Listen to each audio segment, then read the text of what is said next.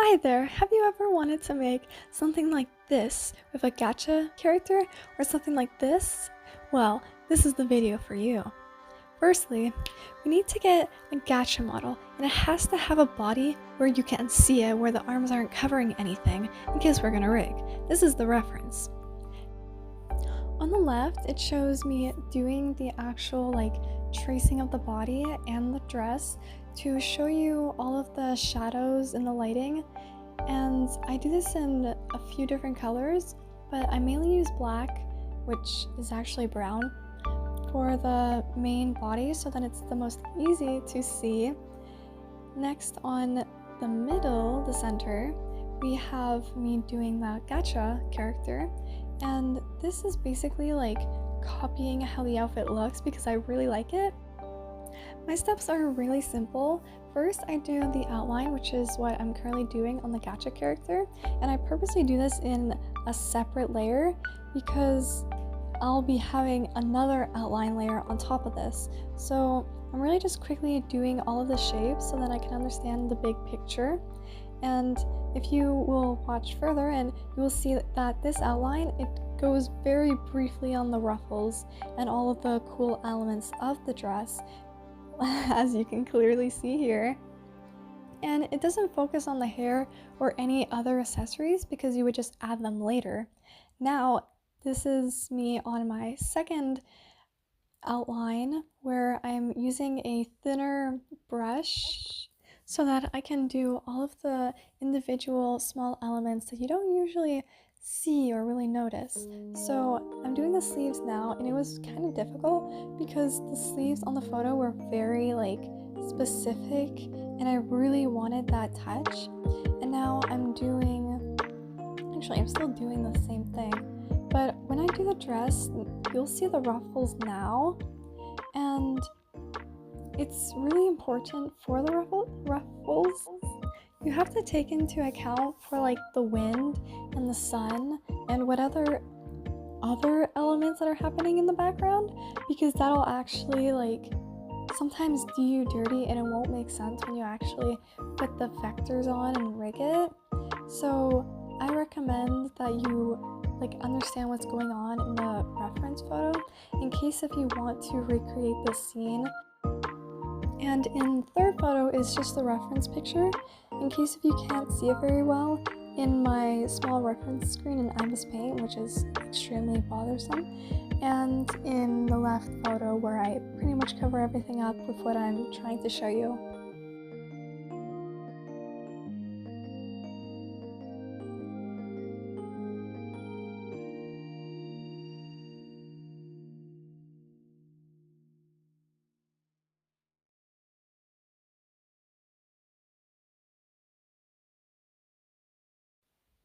Now I'm doing the little ruffles on the left, and it's actually super beautiful with the brush that I'm using.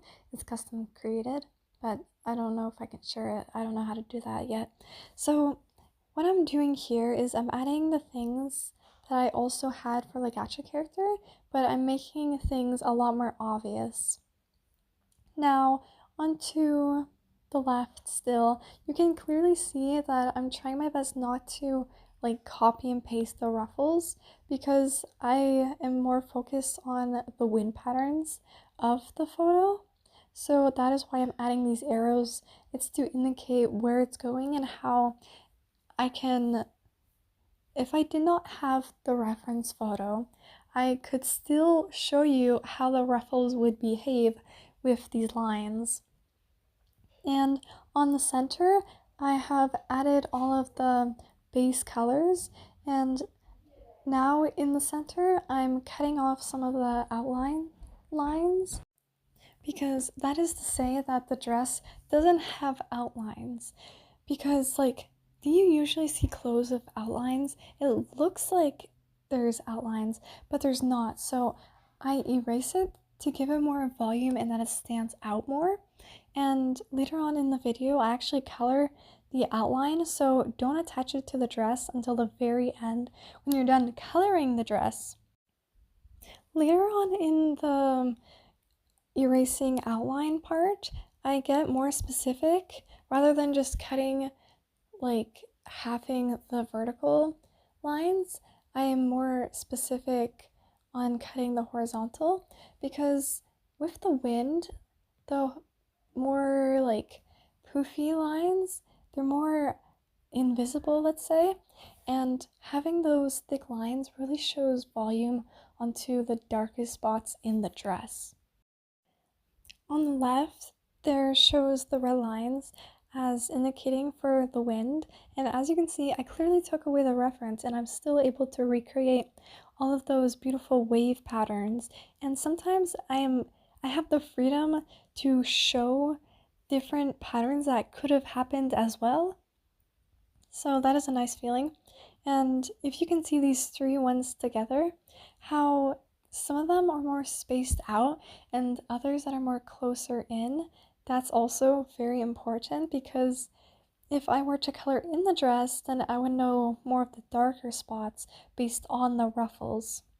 And in the center, now I'm doing the base colors, and at first it was all going beautifully, and I should have just left it as that because of all of the lighting that I wanted to keep, but I just kept adding, which I kind of regret, but that's okay.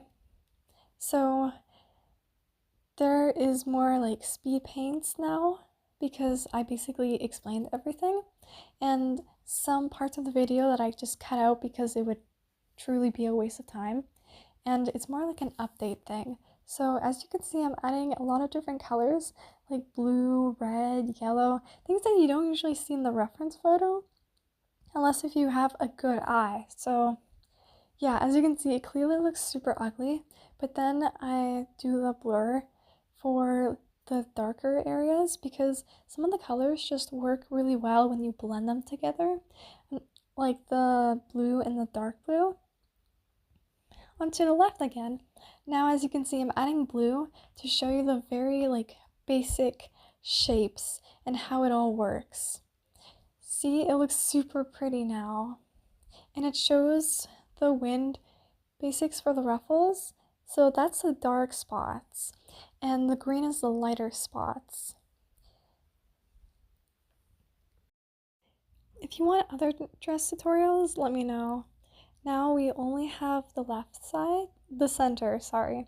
And if you can see clearly, I'm adding the lighting, which was, I had to change a lot of it because in the dress, there wasn't as much lighting. So I had to go back and erase a lot of stuff and change a lot of stuff. And later on, I added the dark spots, which was very beneficial and really made my dress pop.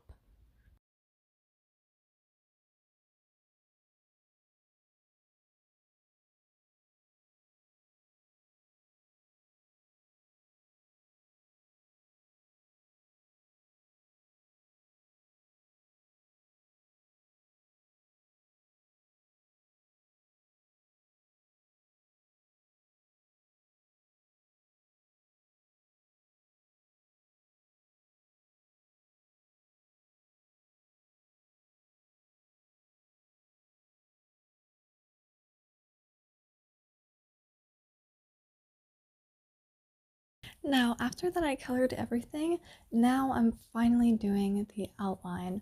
So the outline's coloring is quite simple. Basically, I first color it the color of like the dress at that specific point, and when there's more lighting, then I would do a more like closer color to the light.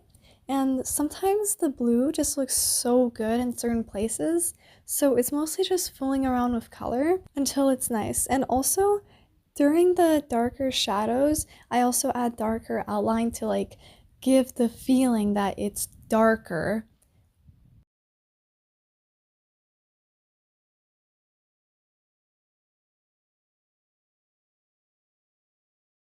Here's the finished product. It's pretty good, not gonna lie, but there's definitely other types of clothes I like to try apart from dresses.